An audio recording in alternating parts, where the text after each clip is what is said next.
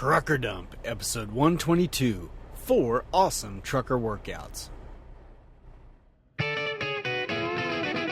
Welcome to Trucker Dump, where you'll get one driver's insights and sometimes humorous views of truck driving and the trucking industry, and pretty much anything else he feels like dumping on you. This podcast is brought to you by AboutTruckDriving.com. Resources to help you understand the world of truck driving through the use of stories and a pathetic attempt at humor. Hello out there to all you trucker dumpers. Todd McCann speaking here.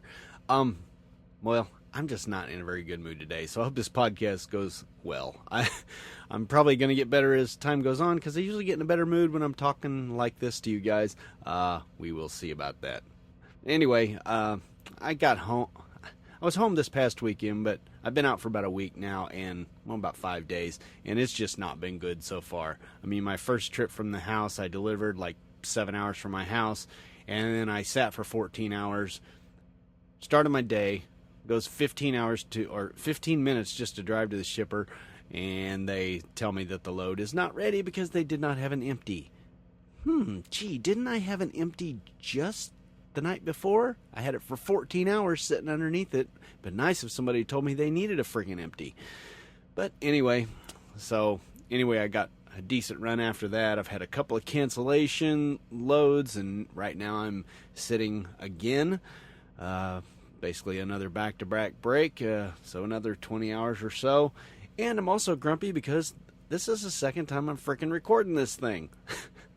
Not the whole podcast, thank God, but this intro part, I somehow laid another track over the top of it. I don't know how I did that, because I never do that kind of crap, but kind of pissed that I did it. Anyway, gonna see if I can splice this all together somehow and make it work.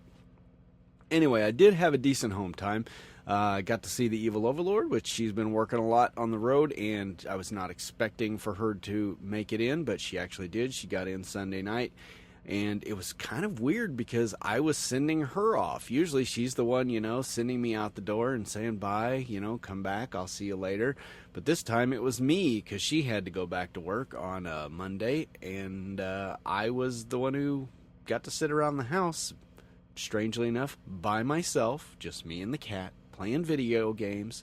Well, the cat didn't play video games. I played video games. But it was just a rarity for me, because I just don't get to do that very often.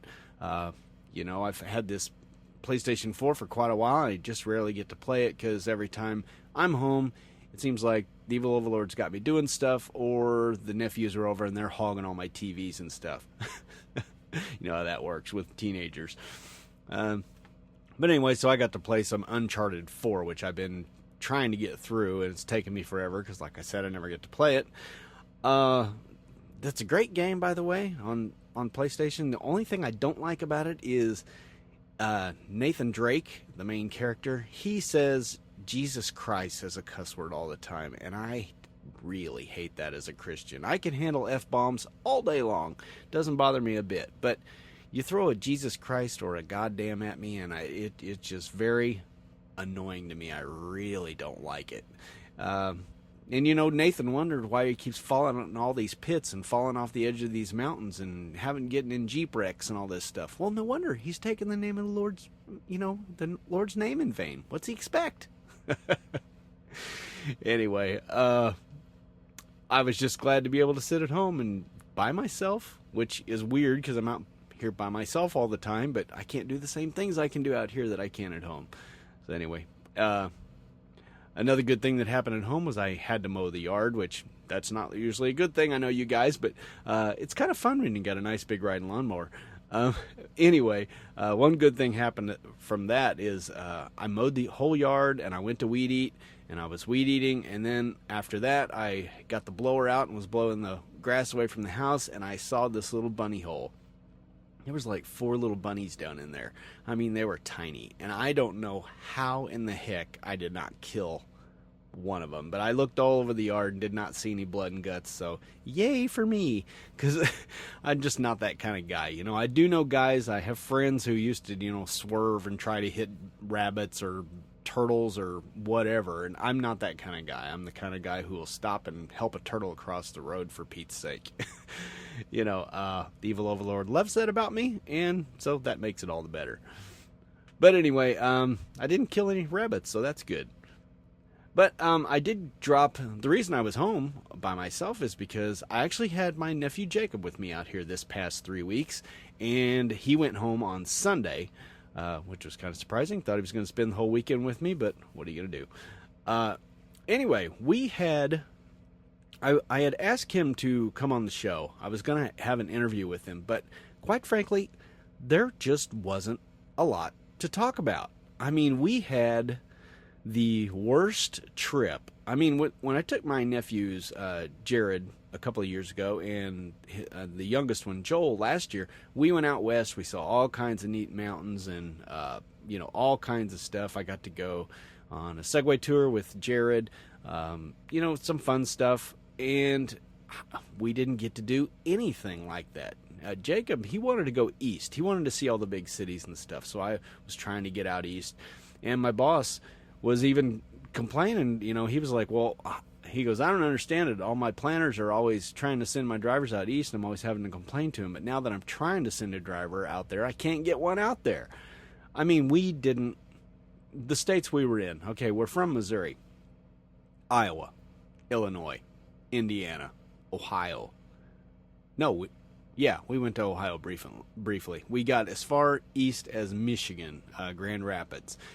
We got to Wisconsin, Minnesota, and we just barely got into South Dakota over at Sioux Falls. I mean, it was just right in the Midwest, and it all looks the same pretty much when you're in the Midwest. So he got to see jack squat, and it was just very frustrating. I mean, we even delivered to the same place in Vincennes. I think that's the way you pronounce it. Vincennes, Indiana. We delivered to the same place twice. We were at one of our main yards twice. We were at another one of our shippers that we deliver out of Owensboro, Kentucky, twice. It's like, how's that happen in 3 weeks? But anyway, he kept a surprisingly good spirit through the whole thing. At one point, I did think we were going to get to do something fun. We were sitting in Wisconsin, and I had like an extra day to deliver, and I called them, and, I said, hey, can I deliver this early? And they said, nope, it's appointment only. So I was like, well, okay. And I thought, hey, I'm really close to Wisconsin Dells, and any of you truckers know when you drive past on I-94 there's all kinds of water parks and stuff. And so I called him up while Jake was in using the bathroom, and I called him up and was going to try to surprise him, and they were like, yeah, we got truck parking behind the building at the Kalahari. And I was like, cool. So as soon as he came back out, I said, hey, you got any interest in going to a water park? Well, his eyes lit up, He was like, yeah, let's go, man. That'll be awesome. And, of course, what happens? 2 minutes later, literally 2 minutes later, I get a phone call. Hey, we need you to rescue this load from this guy. He can't cover it. We need you to do it. He'll be there in just a little bit. So it's like, if they had just called like 3 minutes earlier, I wouldn't have got his hopes up, which really sucked for him. But he was cool about it, so I'll give him that. The one other thing I kind of like to do is take them somewhere nice to eat, like really nice, where they, not like a chain restaurant where they can get to there any time. Like I took Jared a couple of years ago, got him to the Amarillo house out there with the big steaks and everything, and he loved that. Of course, he ordered the most expensive thing on the menu because that's how they roll. But it's just kind of a splurge thing for him. Well, I thought I was going to be able to get Jake to, what's it called? I think it's called the Beef House Restaurant in Covington, Indiana. It's right across from the Pilot at Exit 4 on I-74. If any of you drivers have ever been there, let me know how it is. They're rated. I saw a website that said that they were rated the best steak in Indiana, so I looked at the website. Looks like it's about $35 for a filet mignon, which is what we usually get. And I was going to try to get into that, and turns out we were going to get there about 9:30 in the evening. They close at 10. As any of you know, you never really want to go to a nice restaurant with 30 minutes to spare because you're not going to get a good experience. So anyway, I waited to tell him until later that I was trying to do that. But despite all of this, I didn't hear one complaint out of Jacob the entire time. No, I'm bored. No, even acting like he was bored. He sat up in the front with me a lot, which was shocking to me. I figured he'd be a lot like his brother Jared, who, even though me and Jared got to go on the Segway tour and everything and have a lot of fun there, basically the rest of the time Jared just sat in the back and played video games. And he would stick his head up every once in a while. I'd say, hey, look at this, But that was the extent of the fun with him. But Jake was totally different, and I was really surprised. He played video games just a little bit, maybe only a total of maybe 4 or 5 hours total in the entire 3 weeks. And he would pop back every once in a while, and we were watching Fringe, which is a kind of like a sci-fi show. And we were watching it, and he'd come back and watch a few episodes and every once in a while. And then he'd pop back up in the front, and we'd sit there and we'd talk and, just had all kinds of good talks about, well, he's 18, so of course girls, And it was kind of funny because he's 18, like I said, and he actually thought he should know what he's supposed to do with his life, which... I mean, that's funny. I'm 48. I still don't know what the heck I'm supposed to be doing with my life. I tried to explain this to him, so hopefully he won't be so down on himself about that. But probably the most fun thing we got to do, and it was fun, but it was a little disturbing, to be honest with you. We were like, okay, well, whose music are we going to listen to? Because he's really into music, and of course, so am I. I knew we had some overlapping stuff. I mean, we both love bands like Breaking Benjamin and who am I thinking of? 3 Days Grace, All American Rejects, AFI, Green Day, those kind of bands. And we really liked those, but I wasn't really sure about everything else. But he was like, well, let's play some music. And I said, well, okay, here's an idea. Why don't we play 3 songs each? Now, what we're going to do is we're just going to hit shuffle on all of our songs, and you have to play 3 songs, and then the other person gets to play 3 songs. Now, the only catch here is you got 5 skips throughout the day. That was it. And we saved those for, like, the worst of it. Basically, he likes a lot of rap, and I hate rap, and I hate the language in rap, and I hate the subject matter in rap. I don't usually like the rapping itself. Sometimes the music is decent, instrumentally wise. But he was saving his skips for some of the worst stuff. And I saved some of mine for the country, which he hates, and some of my classical crossover stuff, and some of my soundtrack stuff, and things like that I knew he wouldn't want to listen to. But that was kind of fun, because I got to hear what he was listening to, and he got to suffer through what I like. So I made him listen to some old REO and some old ABBA and stuff like that, which, he wasn't really into, but hey, what are you going to do? Anyway, I got to listen to some of that rap, and I have to say, I do not understand rap. I don't understand how there's an audience for it, quite honestly. It is so degrading to women that I don't see why any woman, white or black, would listen to rap music. I mean, it's nothing but, pardon my language, bitches and hoes, and the things they're going to do to them, and why they come after them because they got all the money. And it's like, I just don't understand it. I mean, especially black women, they're always about, they're doing that neck thing going, well, you ain't going to tell me what to do, you MFer, and they're always so cocky about that kind of stuff. Being proud black women and everything, but yet they listen to this music that is just degrading to them, and I just don't understand it. I mean, I understand the girls dancing in the video and everything. They're getting paid for it. But I don't understand how these rappers have any kind of a following that are women. Guys, hey, I guess I can understand that because there's a lot of misogynist pigs out there. But I don't understand the women aspect of it. But anyway, what was even more disturbing was of what I heard wasn't even the worst of it, and he was sparing me the worst of it, and that's kind of scary, and I actually had some talks with him about that kind of stuff too, just life in general. Anyway, we had a pretty good time together. He didn't complain a lot. He lasted all 3 weeks, which I wasn't even sure he was going to do that. I thought he might be ready to go home after 2, but I think he probably could have stayed out a few more weeks if I had asked him to, but 3 3 weeks is kind of my maximum out here. I will do 4 if I need to, or I've done 6, but I don't really like it. I didn't have a real reason to do 6 this time.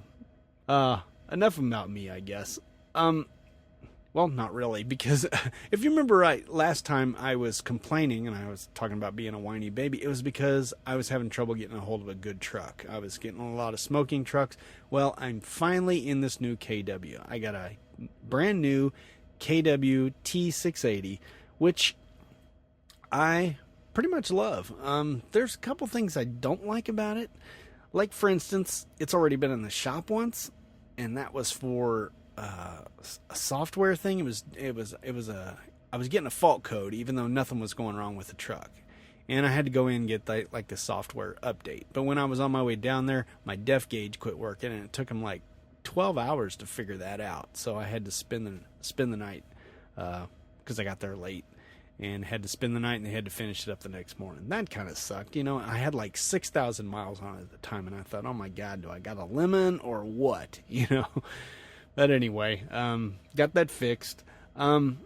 Just a couple other things I really don't like is it's got no pull-out table in this thing. I've always had like a little counter or something that's got like a pull-out drawer, and you can use it like a makeshift table, and there is nothing like that in this truck. So I find myself being the guy I wrote about, the trucker, what was called the driver's seat phenomenon. I can't remember what episode that was that I produced that, but I end up being that. I'm sitting up there in the front eating my breakfast now, so I'm going to have to figure something out for a table back here because it's really annoying. I'd prefer to do all that stuff in the back.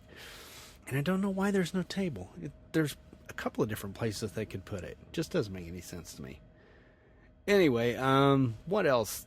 Well, the MX-13 motor, it's kind of gutless. I heard it was kind of gutless, and it kind of is, but I like the rest of the truck so much that I just overlook it. You got to be real particular about where you shift this thing and keep it right in the bandwidth, because it's gutless anywhere outside of there. But what are you gonna do?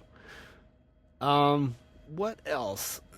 Oh, I don't know what's going on with this. Maybe some of you other Kenworth guys have noticed this. In my old ProStar, I never noticed my left arm and the left side of my face getting hot. The sun could be blaring at me, and it was not that big of a deal. But I'm thinking that the UV protection or something in the glass in this window is not quite the same.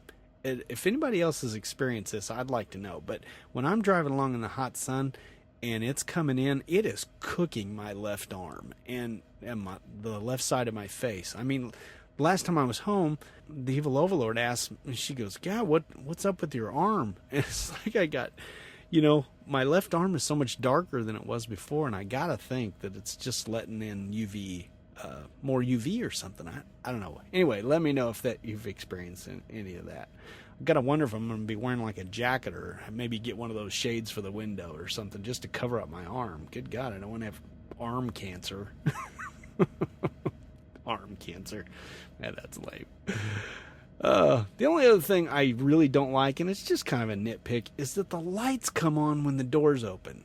Now, there was a setting in the ProStar that I had where you could turn that off, or you could, have them turn on when you open the door, or just stay dark in here. And I much prefer it to stay dark because, as anybody knows, you open the door, bugs start flying in as soon as they see the light.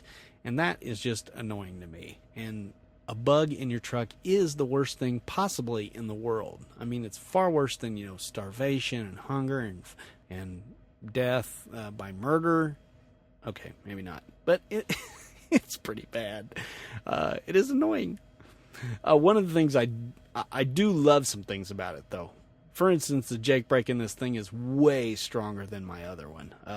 The one on the ProStar was gutless. It was completely worthless. I don't even know why I had the stinking thing. I mean, I smoked my brakes multiple times going down hills when I shouldn't have. The Jake should have taken care of it.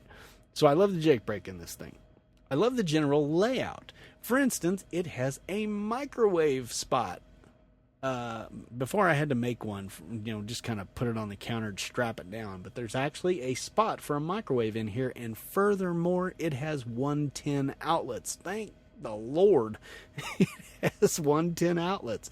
It's got 4 of them. So I'm using it for my TV, my Blu-ray player, and then I got one extra for my cord for my computer and one for the microwave. It's really freaking nice. And since I mentioned the TV, it also has one of those cool adjustable Visa mounts, so I can pull it out and kind of, point it back at the bunk in the right direction. It's just freaking awesome. And what makes it even better is this little 19. I can't remember if I got a 19 or a 20-inch Magnavox. It's ancient. I mean, I had it when the Evil Overlord was out here with me, and I was playing PlayStation 2 with the stinking thing. But anyway, I still have this thing, and I thought, well, that thing's not going to hook up to the Visa mount. Well, guess what? It actually has the holes. I couldn't believe it. So the last time I was home, I went to the old True Value store, found some screws that would fit it, and voila, it's up here. It's awesome. It squeaks every once in a while. That mount does on there, but I think I figured out how to jimmy that to where it doesn't do that. It does have an APU, of course, and it's pretty awesome. And I like the air controls in this thing a lot better too. It's got automatic settings in the front and the back. You just put it on auto and it will just adjust the fan and turn the fan on and off to keep the temperature in the right area. You might have heard the fan come on just a little bit ago when I was talking about Jake being out here with me, and it was blaring. I had to actually reach over and turn it off auto. It's a handy feature, but not so great for podcasting. And as a matter of fact, I don't know how this is going to sound, because this is like the first one I've recorded in this truck, I believe. And we will see. Like right now, the inverter is under the bunk, right under where I'm sitting, and I can hear it kind of humming. So it's going to be interesting to see if I can get rid of that sound. And I know you all don't care, so what's the point? All right, enough of my complaining and whining. Hey, road check happened in June. I'd be curious to hear you guys' experience with this. Every year, my company sends out this thing. Road check's coming. Be careful. Make sure you check all these things. Make sure your tires look good and your lights are all working and everything. It's going to be horrible. And there's all these articles and stuff about it in trucking magazines and trucking websites and stuff to be forewarned. And I never notice a difference. I mean, I think this year I might have seen maybe one or two way stations that actually had some guys pulled in for a change of pace, but it is never anything like I think it's going to be. Is it just me? Am I just lucky in that regard, or what? What's y'all's experience with road check? Did you make it through it okay, or did you get nailed for something this year? Be curious to know. Let me know your thoughts on road check. I actually thought I might be under some more scrutiny since I had a passenger with me and he was sitting up in the front seat with me. I half expected them to pull in and to make sure that he was, if he was because he has a full beard now and everything, so they could have thought he was my co-driver sitting up there in the passenger seat, and in that case he would have had to be in the on-duty line. Although isn't there some kind of new rule that he can be off-duty for a brief period of time? Anyway, I half expected them to pull in and check on that, but they never did. He sat up there in the front seat through pretty much every way station I went through and had no issues whatsoever. So, good for me. All right, let's move on. There's been some things in the news lately I've seen, and I just wanted to hit on a couple of them right off the bat that are very similar. There's this article. I found these both on the truckersreport.com. Links to the show notes to both of these articles. One was about a trucker who was shot because his attacker couldn't pass him. And there was another road rage event with a FedEx driver. Both these were up on I-94. And here's the thing. This first one got me especially because this guy couldn't pass the trucker, and so he got outraged and he shot him. Of course, the trucker's fine. Don't worry about that. But, he did get shot in the leg or something through the door. And I can't remember, one of these guys is not caught either. Maybe both of them. I guess I should read these articles before. I did read them, but it's been a while since I prepped this, so I don't actually remember all the details of it. But anyway, it just made me think that this happened because this guy couldn't pass him. That, to me, is just another reason why we truckers should be staying out of each other's way. Just like I say at the end of every podcast, drive safe and stay out of my way. Well, this all has to do with the passing thing. And, all of us being speed limited and everything. Let's just not gum up traffic, because you get somebody back there psycho like that, and they're behind you, they're getting all freaked out, they're getting all worked up, and then when they finally do come around you, you never know that wacko's got a gun and is going to shoot you in the leg. I mean, at least it's a leg, but, hey, it could be worse. So just keep that in mind when you're the guy out there blocking. If a guy is slightly faster than you, just tap your brake, let him around, keep traffic going. I've never actually, every once in a while, one of these, car drivers will notice what I do and they'll wave, but most of the time I think it goes unnoticed. But, let's just not cause any more problems than we have out there. If you want to know my full thoughts on this subject of being able to pass and letting people pass you when they're a bit faster than you, check out Trucker Dump 66. That was one called Truckers Go Turtle Racing. Check that out. It's one of my favorite articles, one of my favorite podcasts. So check that out. Link in the show notes. Okay, one more news story. Well, it's a series of stories, really. I guess you guys have heard about this Uber Freight. If you haven't, Uber is a company that's kind of like a glorified taxi company. And because taxis suck so bad, I was getting my DOT physical this past weekend, and I watched this CFI driver in Joplin wait for a cab for probably 30 minutes while I was waiting to get in to get my DOT physical, because I heard him call the cab on the way out, and he was still there like 30 minutes later. Taxi cab companies suck. So other services like Uber and Lyft came in, and there you can just open up an app and you can see where the car is, and you can tap on it and say, hey, come get me, and they can come right there and just follow your phone, and they know where you're at. You can pay with credit card through the app and everything. You don't have to worry about a tip. It's all really very cool. But Uber has been in all kinds of problems. They have all kinds of issues. They've had sexual scandals. That's from an article in Business Insider. This all started in February, and this is just this year. Last year, a lot of other crap happened with dealing with their drivers. They constantly have issues with them. There's one video you can see where the president of the company, or the CEO, I can't remember, is actually yelling at one of the drivers in a horrible, horrible way.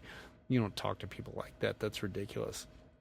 They've had accusations of stolen auto driving technology, which when they hired somebody from Google, that Google's accusing them of him taking secrets with them. There's been cocaine use at company retreats. There's been major sexual harassment that's been reported, and nothing happens. And the people who have been repeatedly in trouble for sexual harassment just continue to do it, and they don't get fired. All this has happened.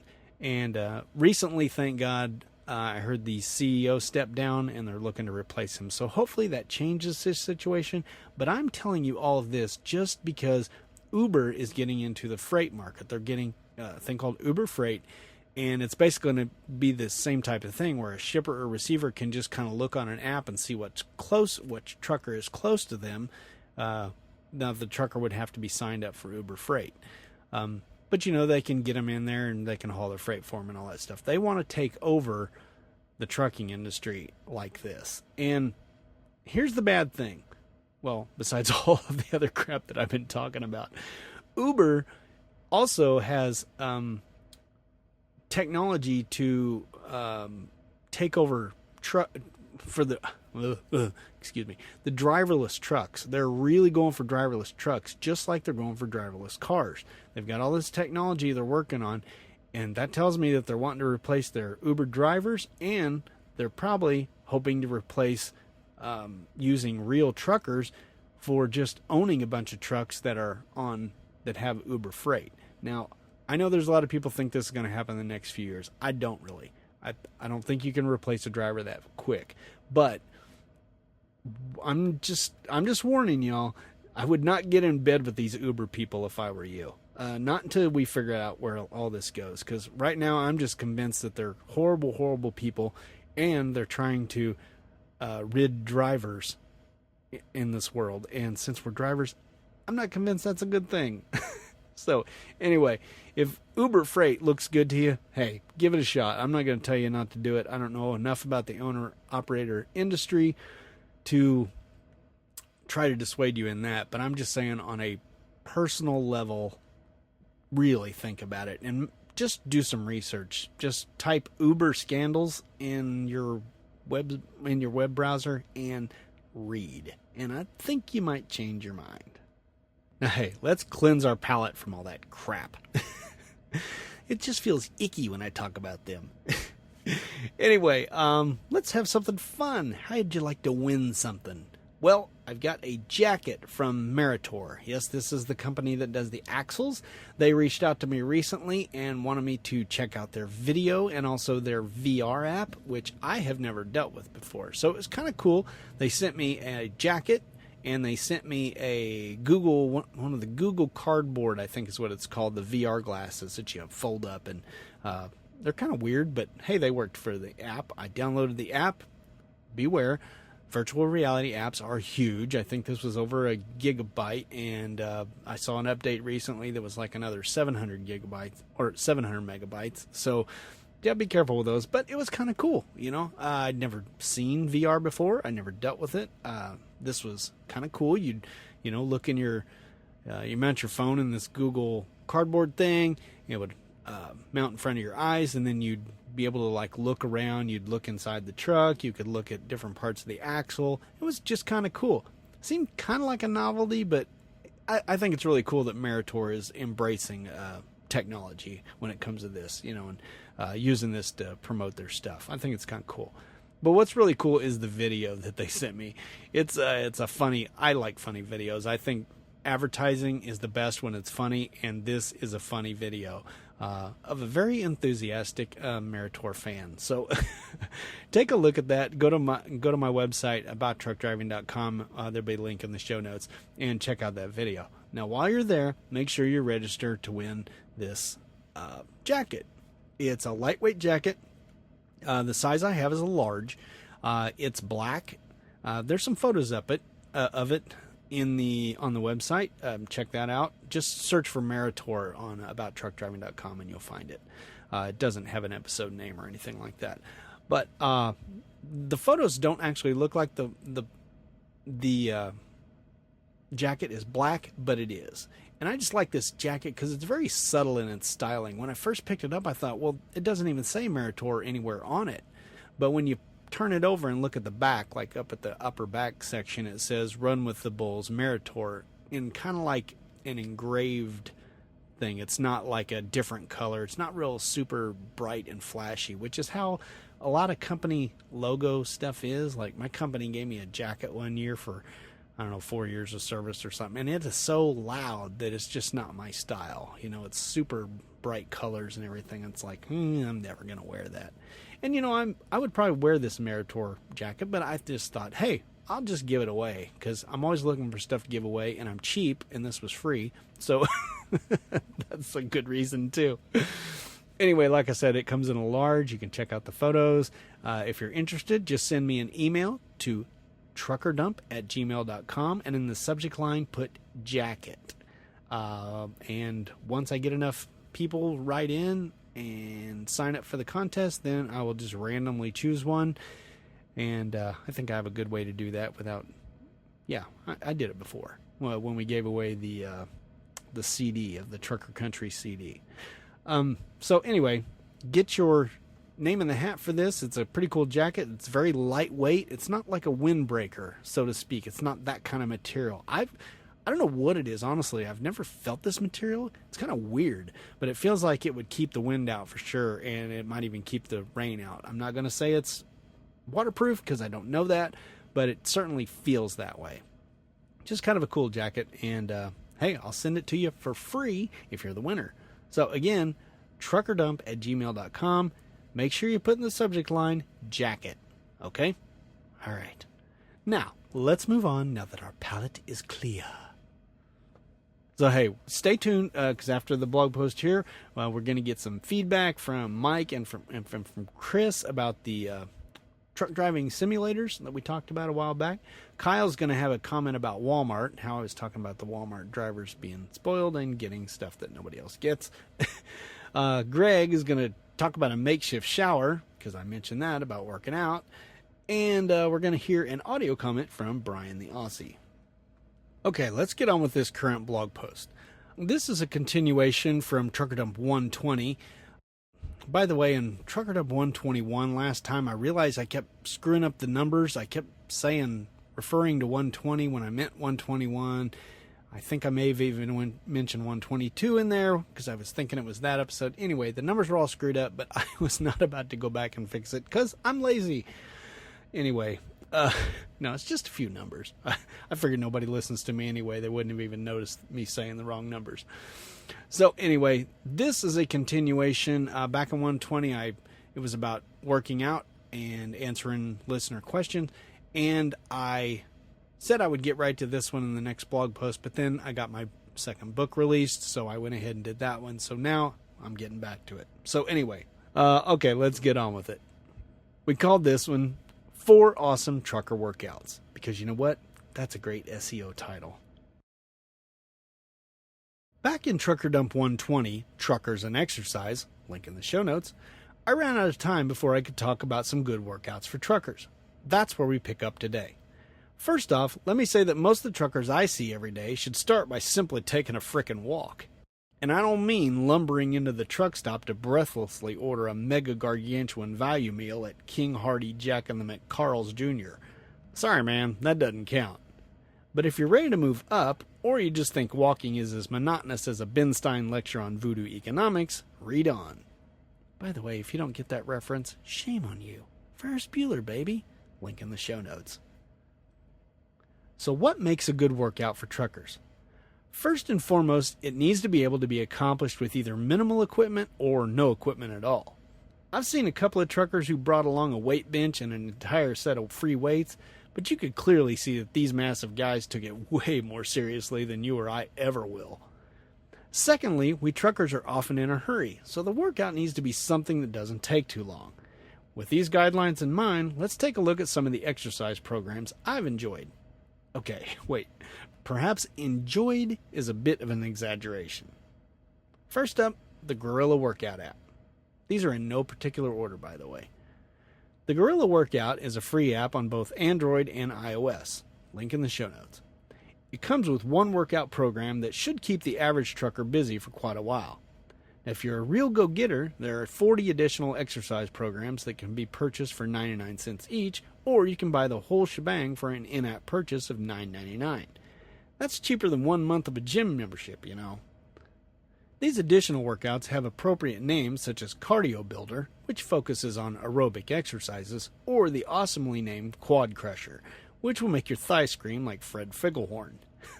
Now, if you don't know who that is, check out the link. I'm still using the free app at this point, so that may be enough for you too. Does it really surprise you I'm using the free app still? No, it doesn't. All of these exercises are body weight only, which is perfect for the trucker who doesn't want to spend a lot of money on exercise equipment. The app apparently has a sense of humor, because it will eventually throw pull-ups into the mix. Yeah, right. And since we truckers really have no place to mount a pull-up bar, it says that you can simulate them with a resistance strap hooked over the top of a door. I've also improvised by getting under the trailer and doing modified pull-ups by sticking my legs out in front of me, grabbing onto whatever I could find, and lifting my chest towards the trailer. Now, I've included a screenshot you might want to take a look at. In it, it shows you can choose your starting level based on how many push-ups you can do. As an example, if you can't do 10 push-ups, you'll be placed in level 1. And the first workout for level 1 consists of 4 sets of 8 squats, 4 lunges, and 10 modified push-ups. Those are push-ups done from your knees. There are text and video demonstrations of over 40 exercises, which I definitely needed, having never heard of bird dogs or dead bugs. Oh wait, yeah I have. A golden retriever and any cockroach that dares to approach me. The Gorilla Workout is great for beginners because you can do the exercises at your own pace and rest as long as needed between exercises and sets. However, it's probably best if you set a timer for a specific amount of time and gradually reduce the rest periods as you get more fit. This was the first workout app I used. If memory serves, I started on level 2 with 1 minute of rest between exercises and 2 minutes between sets, but choose whatever level and however much time you need. Just try to keep your heart rate up as much as possible without having to dial 911. Each workout will take between 15 and 30 minutes, largely depending on how much time you rest. The next day's workout focuses more on core exercises for your abs. That way you aren't working the same set of muscles 2 days in a row. These alternate every other day. There are 20 workouts in level 1, and when you're finished you can move up to level 2 and eventually advance all the way up to level 4 if you're the macho type. That ain't me. The Gorilla Workout app progresses nicely for the most part. Now, I do remember one instance when it suddenly jumped me up to some ungodly amount of squats and lunges compared to the workout before. I remember thinking it must have been a software bug, but I just did what I could and went on to the next level. By and large, this is a really good app for beginners. And by the way, like I mentioned, there are links, some screenshots of what these apps look like in the show notes of all of these apps. The next app we talk about is QuickFit. It's a 7-minute workout, abs, and yoga. QuickFit by Tiny Hearts Limited is an iOS and watchOS app I've been testing lately. It's free and includes 3 other workouts: Quick Yoga, Quick Abs, and Quick 4, which is a 4-minute version of the 7-minute workout. Makes sense, I guess.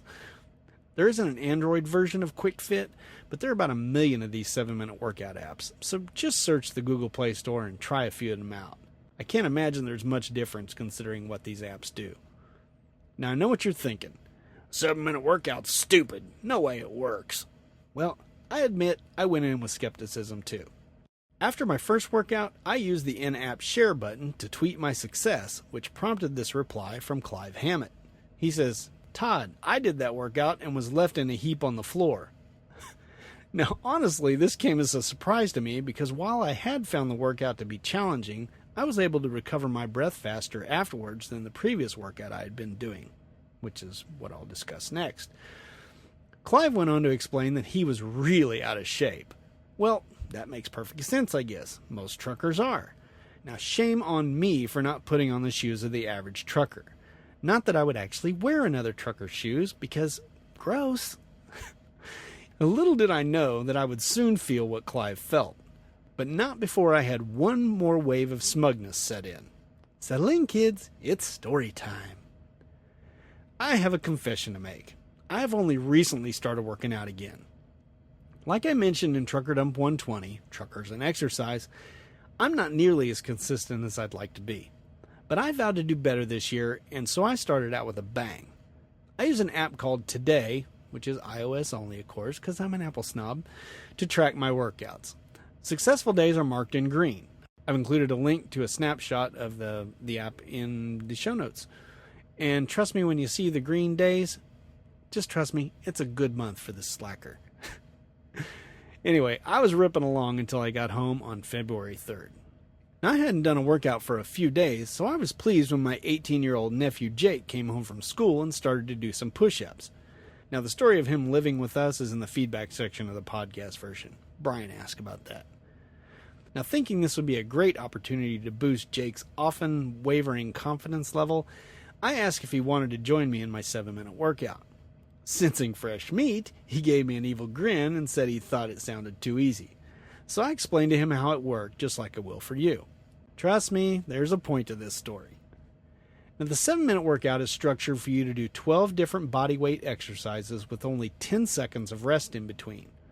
For example, the first exercise is jumping jacks. The app speaks to you as you go along so you know what exercise to prepare for next. And there's a video on screen to show you what the exercise should look like. A countdown starts and you go as hard as you can for 30 seconds. Then the voice tells you to rest for 10 seconds, which is just about enough time to set up for the next exercise. You repeat this for 11 more exercises, such as squats, push-ups, crunches, planks, etc. It takes exactly 7 minutes normally, but you can always tap the pause button if you need to catch your breath. Now, believe me when I say that I was expecting Jake to wipe the floor with me. He'd been exercising more lately, and I've got about 30 years on him, 20 of those sitting on my sunken arse in the driver's seat. So you can imagine how shocked I was when he dropped out on the 9th exercise. Who knew I had more stamina than an 18-year-old punk? Granted, now that he's living with us, he doesn't do much of anything except make the social media rounds and play video games on the PS4 I bought and never get to use. I'm not bitter, really. Now hang tight if you want to see my swelling head shrink like a guy's junk after jumping into a cold lake. So cheer up, Clive. You're as fit as at least one 18-year-old. The story of the cocky old man. It's now February 5th, and all three nephews and I have decided to walk to the park near our house and shoot some hoops. We played a couple games of horse before Jared suggested we play 2-on-2. Feeling overconfident, I suggested we go full court. My defense was excellent, but I couldn't have made a basket if the goal were the size of a frickin' hula hoop. All of us gasping for air after a short game, Jared challenged me to some half-court one-on-one. Now, I was losing horribly when it happened. I put on a quick burst of speed to go up for a layup, and something hit me in the back of my left calf.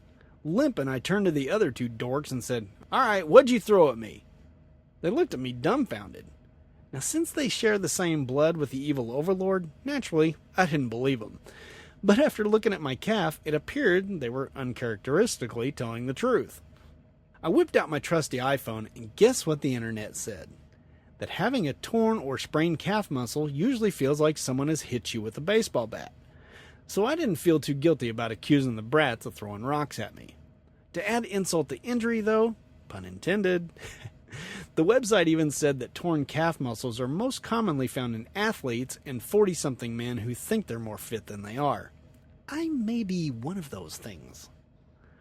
The evil overlord was none too happy to drive over and pick us up, especially since she had felt guilty earlier about asking me to not skate at my youngest nephew Joel's skating party for fear I'd get injured, despite my constant assurance that I wouldn't.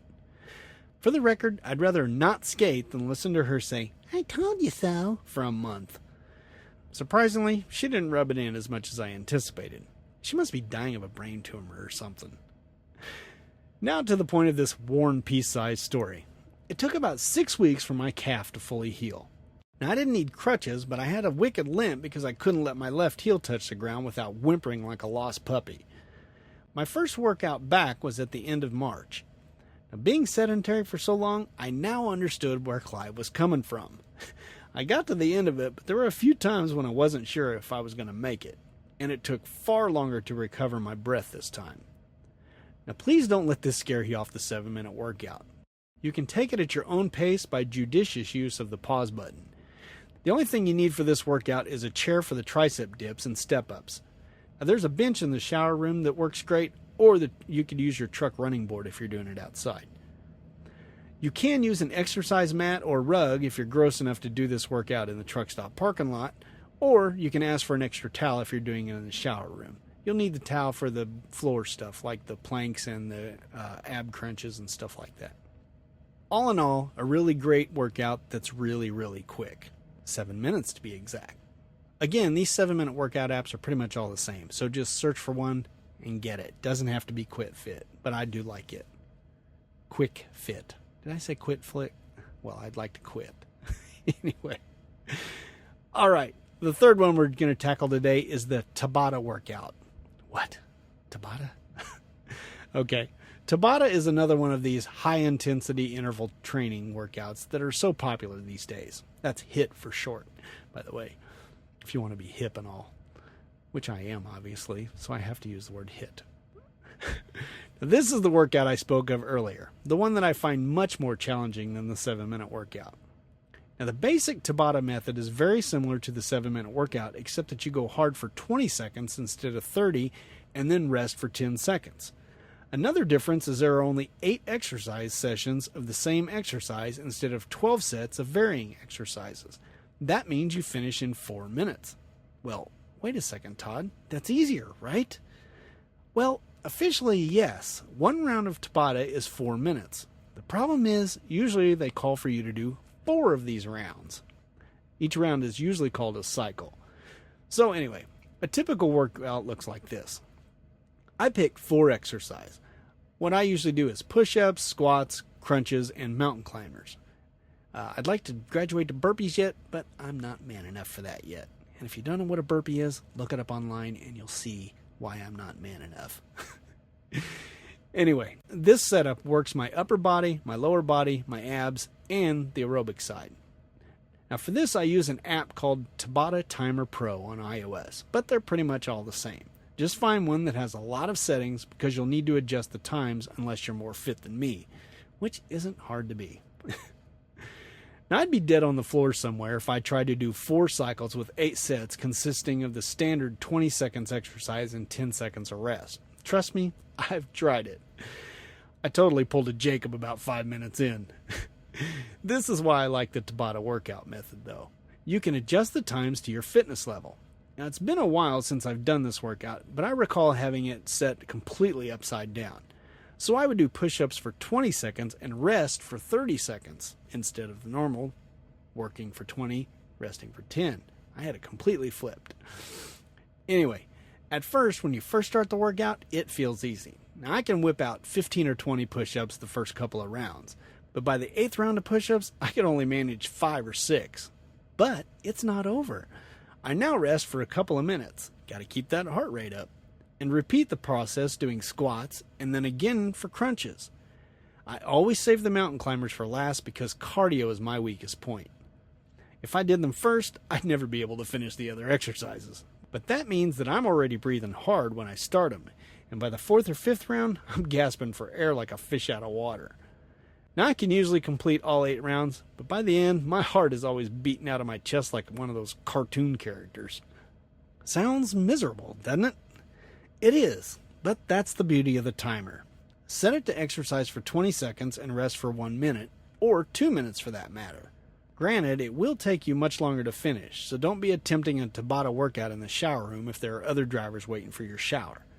Now, if you stick close to the time limits that I mentioned, which was 20 seconds of working, 30 seconds of rest, you should be able to finish a workout in about 25 minutes.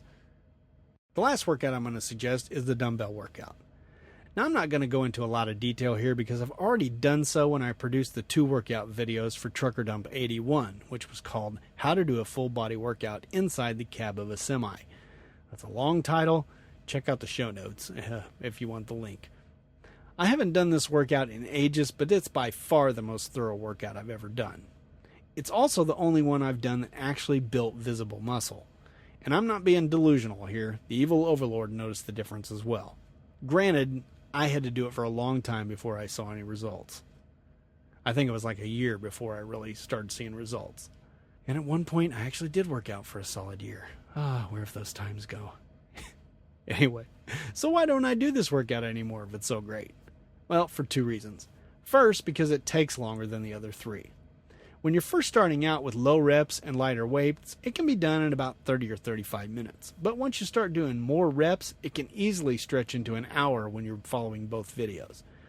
And secondly, because I know that my heart is my weakest muscle, other than my brain obviously, and ultimately it's the one that's going to keep me alive.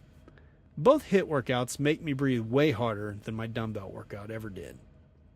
So you might ask, why is the dumbbell workout on your list if it doesn't meet the criteria of taking less time and buying less equipment? Well, because I worked hard and long on those videos and I want people to see them. Duh.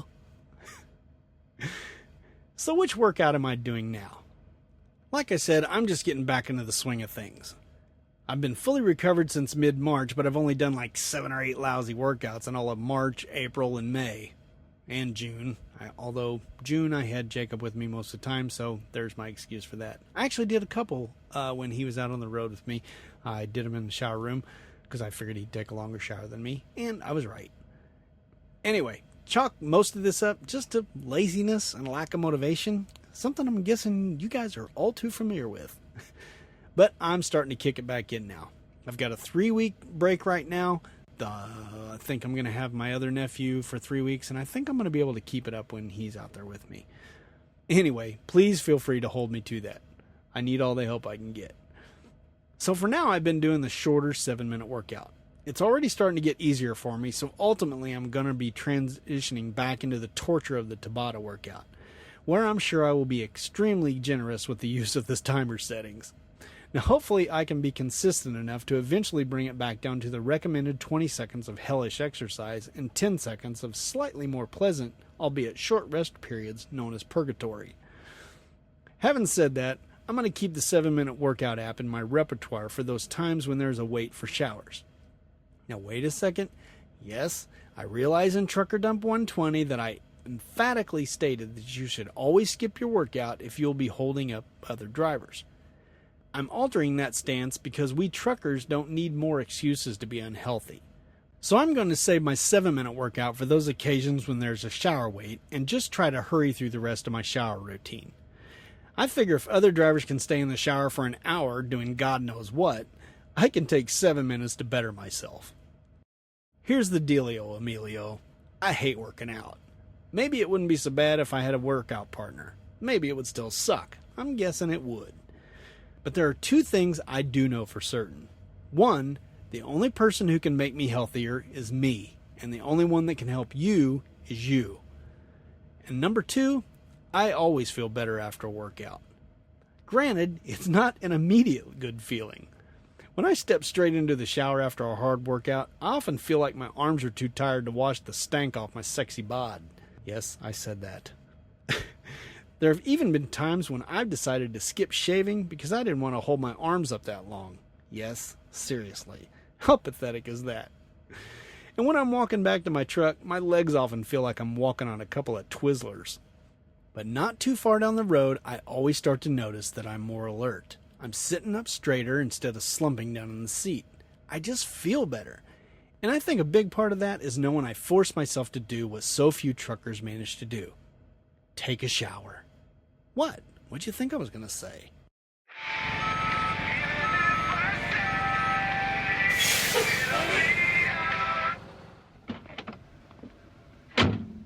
Hey, yo, bud, where do you want this load of feedback? Wow, I just noticed we're like 1 hour, 6 minutes into the unedited version. I'm sure that'll go down a little bit, but we haven't even got the feedback yet. Wow. Okay, guess we're going to get on with it. I don't know how much I babbled in this episode and how much I'll be cutting out, so this may be a long one. So anyway, our first bit of feedback comes from Mike, who is in our Trucker Dump Slack group. He's also in our iTruckers Slack group. He's also on Twitter at Mike Rogers KE51. On the Slack group, he is named Packrat, and he's a lot of fun.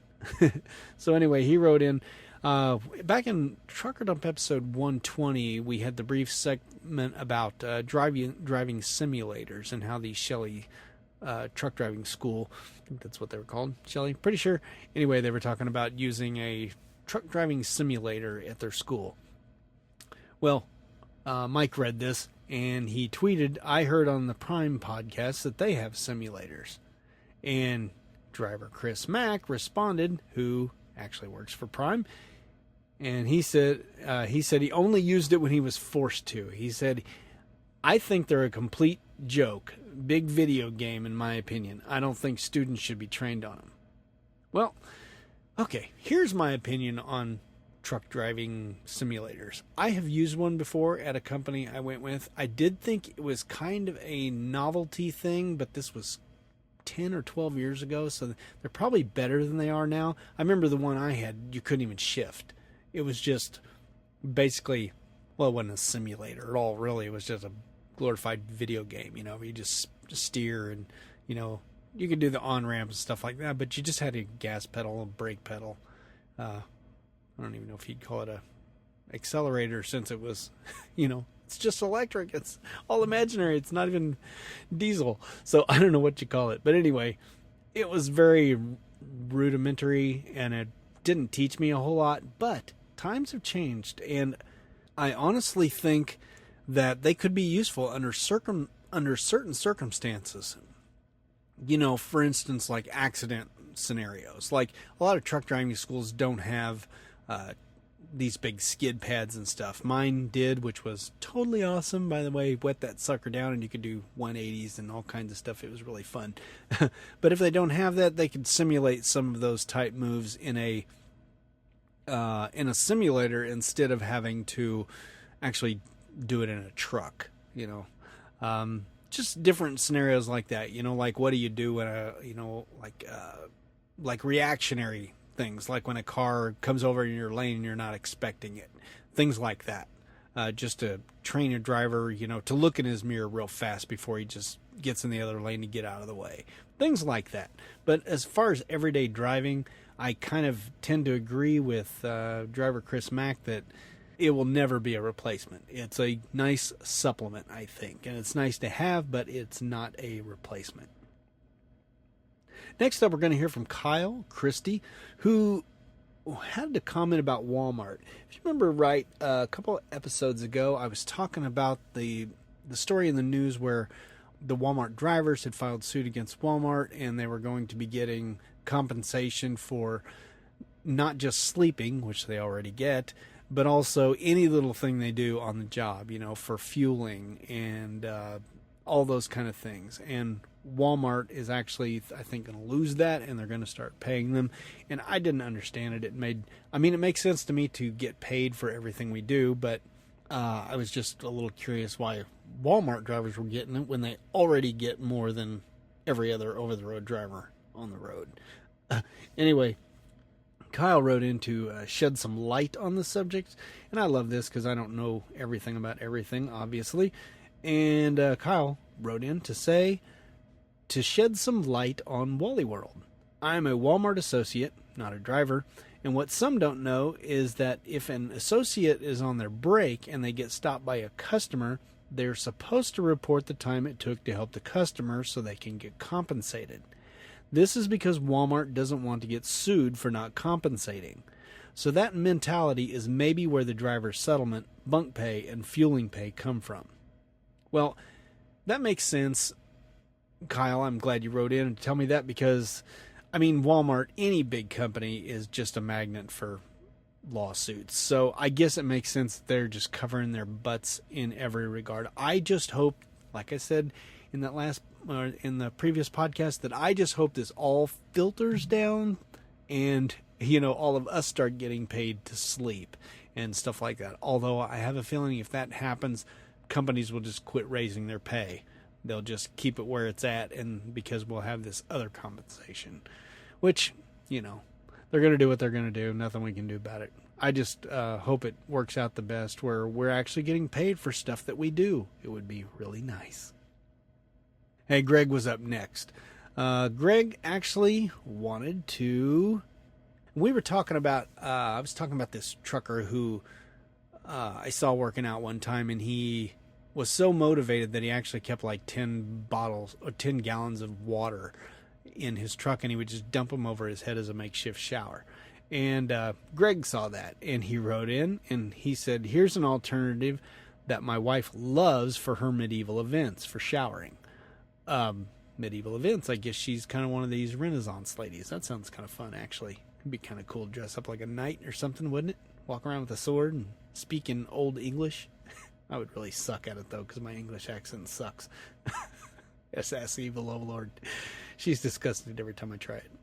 But anyway, I'll put the link in the show notes, but this is pretty freaking cool. He says they're usually rustic. These medieval events are usually rustic events with few amenities.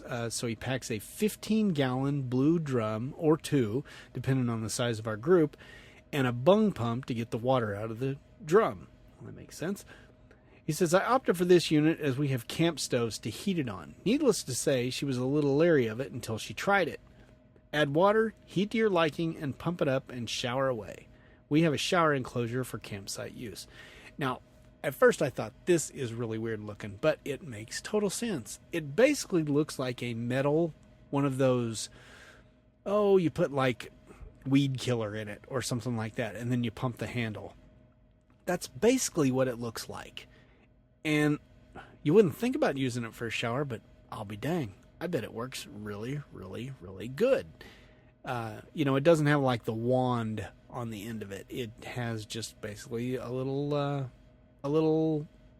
nozzle of some kind. So you could probably hook that to a shower head some way. Anyway, it's just really cool because, the whole canister is metal, and you can just put it over a little camp stove or whatever and heat that water right up. That's a pretty dang cool idea.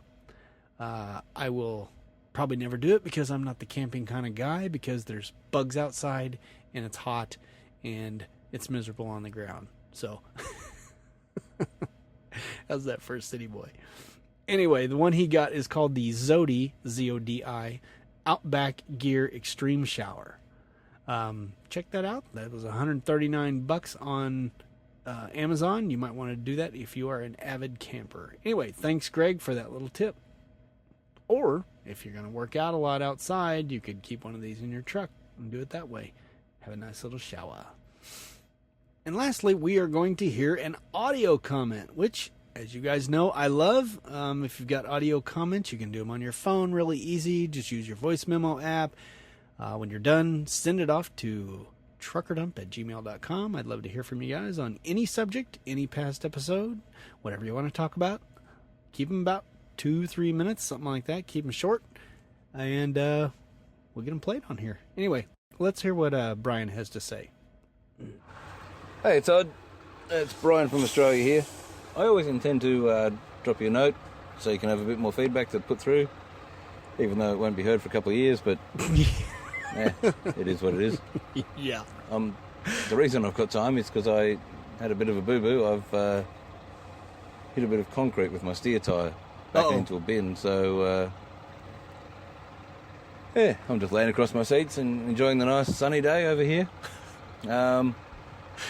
I just thought I'd mention that that 116, all the rules for the FMCSA and the DOT, none of that sort of really applies here. There's no sort of blanket ruling like that. It's just if you're unfit to drive, you go see a doctor and they confirm that you are or not. And it's all sort of individual stuff. There's, as far as I'm aware, not aware of any blanket rules as far as insulin, diabetes and all that sort of thing.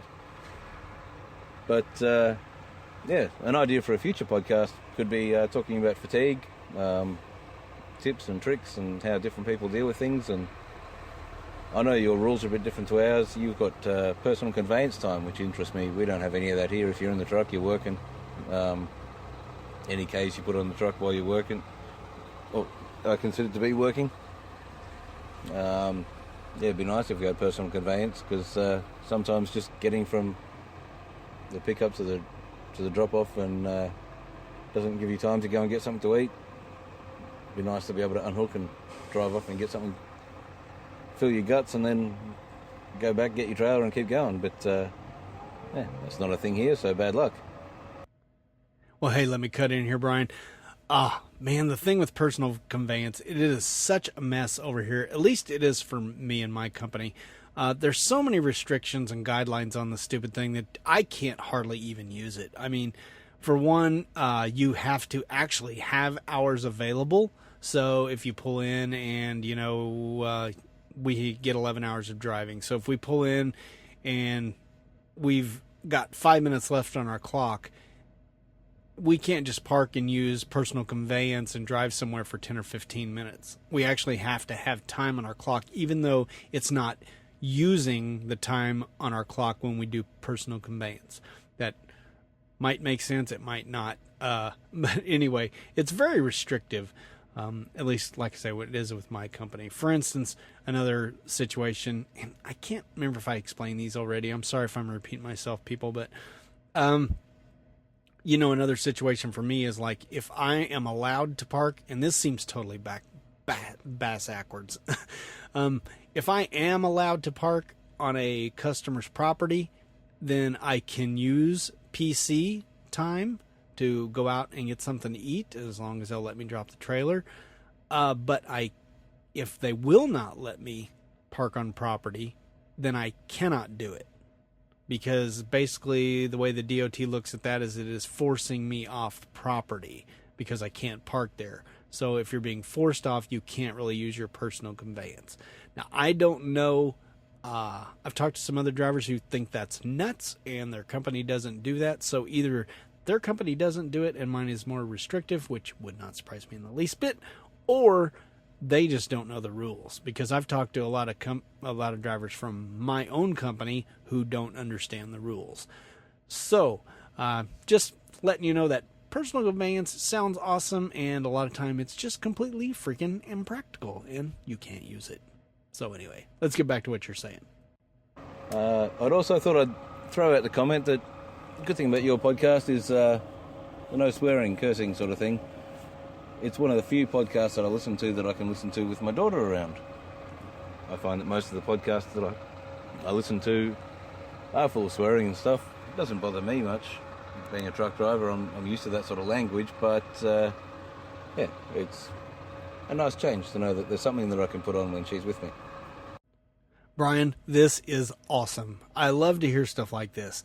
I know I don't have a lot of kids who listen probably to this trucking podcast, but it really makes me happy to hear that that someone at least appreciates that I try to keep this clean. And to be fair, I talk like this all the time.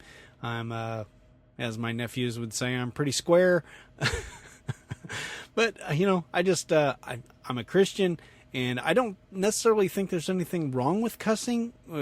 Cursing someone and cussing is two different things, and I understand that.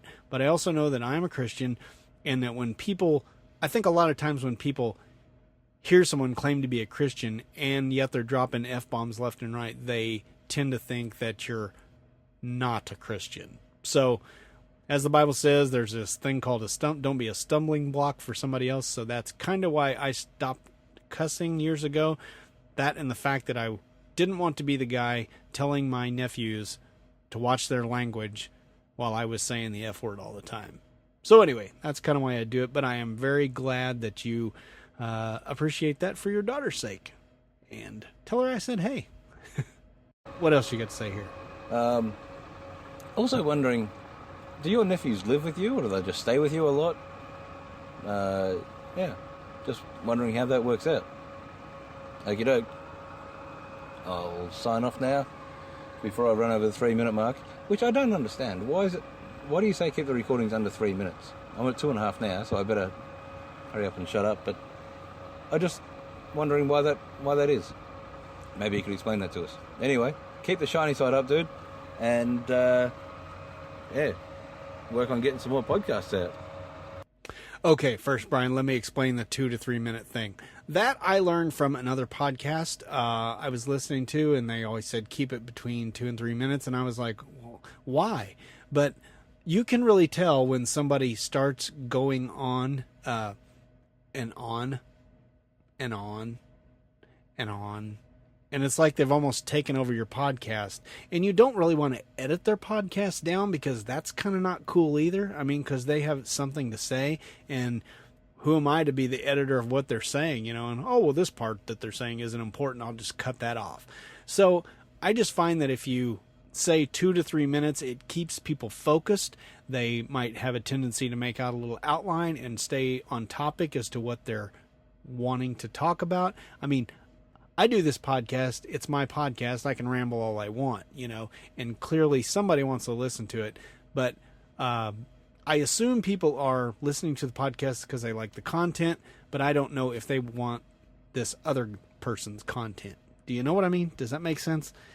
Anyway, it's just kind of a way to keep people focused and keep people from running away with the show, basically, because if I get 2 comments that are 10 minutes each, well, heck, those are other segments. Now, hey, if somebody has a little segment that they want to do, I've been adding these, like the truck driver simulator thing. If you have something to say that goes on for 5 or 10 minutes, say it, but try to write it down. Try to, maybe even do a blog post. Just write it down so you can actually read it and stay on topic and you're not rambling. I have listened to some of these other trucker podcasts that they just ramble, and I don't really think they have any kind of an outline.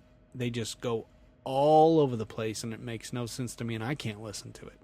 So, by the way, if I'm doing that and you people think I'm doing that and you want me to get back on subject where I'm reading more, like the blog post, I used to write out all of these intros and all of this feedback that I was responding to and stuff, but it just got so time consuming that I didn't do it. But if you think it makes the show better, let me know.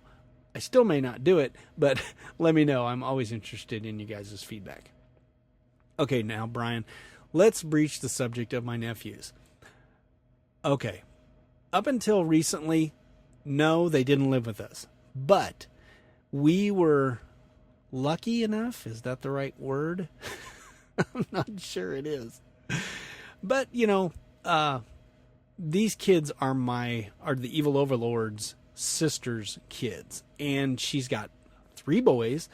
And when you have 3 boys in the house, you are really glad to get rid of them anytime somebody wants to take them. So we were blessed with that anytime we wanted to have them, they could come over to our house and we'd keep them as long as we could. Like when the evil overlord and I were teaming, we would usually have 4 to 5 days off, and they could just come over and stay the entire time with us, like during the summers and stuff like that. Or they'd stay weekends with us during the school year. They could also just, tell their mom, say, hey, we want to go over to Todd and Lorinda sometime. And she'd be like, yes, please do. So anyway, we pretty much could get them anytime we wanted. Now that the evil overlord is off the road, she will often have them over for, 2-3 weeks at a time during the summer, different, stretches. And they just, lounge around. They like our house because we don't have a lot of rules when it comes to hours and stuff. Like during the summer, they can stay up till 6 a.m. if they want, and sleep all day. What's it making a difference? They aren't doing anything but playing video games anyway. So lazy bums. So, and we're nocturnal usually when I'm home, and, the evil overlord is definitely nocturnal. Always has been, always will be. So they just kind of like that. It's a lot of fun for them. And, they get away from their mom and stepdad and everything. So it's just a nice break for them too. So it kind of works out nicely for all of us.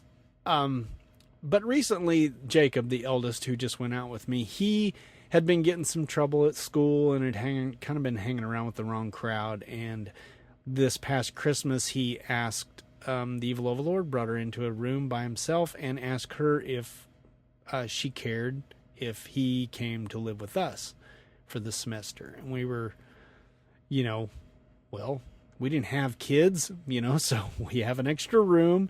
And just the initiative that he took to try to get away from these kids who he had been friends with since he was in elementary school, like 2nd grade, I think. So that took a lot of balls, I think. Pardon the word there. But I just was very proud of him for making that decision, because he knew he had to get out of that situation and away from the friends, or he wasn't, or he was just going to continue to get wrapped up in everything they were wrapped up in. And so he has been living with us since Christmas or shortly after, and he has now lived back with his mom because she moved out of town and they're not going to that same school anymore. So it was nice that we could help him out for those 6 months. It's really sucked for the evil overlord because she had to get up every morning, because we couldn't tell the school that he was living in an entirely different city because, he's in the alternative school and he couldn't just quit. He had to stay in that particular program in order to graduate on time. So he has to go back this year, but he's going to a different school. But anyway, the evil overlord had to get up every day, take him 30 miles to school, and pick him up every day, take him back. And it really sucked for her, but she loves her nephews, so she's a good aunt. Anyway, that's the story of it. So Jacob is back with his mom, and hopefully he'll do well, that he doesn't be hanging around with these friends anymore. And of course, will continue to come over to our house all the time if they want. And we do find that the older they get, the less they want to spend time with us. Got the friends and everything. But anyway, that's the story of it. So we didn't have kids of our own because we could have kids anytime we wanted, and we could send them back anytime we wanted. Hope that answers your question, Brian. All right. Well, this has been one long show. So, hey, just let me hit you up with a couple of things here that I usually do at the front of the show. If you are ways you can get a hold of me, I'll hit that up in the outro like I usually do. But for the Slack groups, just wanted to make sure you knew you could, if you are an Apple junkie and you love your Apple gear and stuff, you want to talk to a bunch of like-minded people, join our Slack group. You can do that by emailing itruckers@icloud.com, and Trucker Bob will get an invitation out to you. Check that out. If you want to become a part of the Trucker Dump community, it's getting a bit more active over there. It's been kind of quiet with me being with the nephews recently with Jake for weeks. He kind of took all my time. But it's more active than it was over there, and it will get better if you join. So just download the free Slack app and email truckerdump@gmail.com and let me know that you want to join the Trucker Dump Slack group. All right, let's finish this bad boy up because I think it's going to be a long one. Anyway, here we go.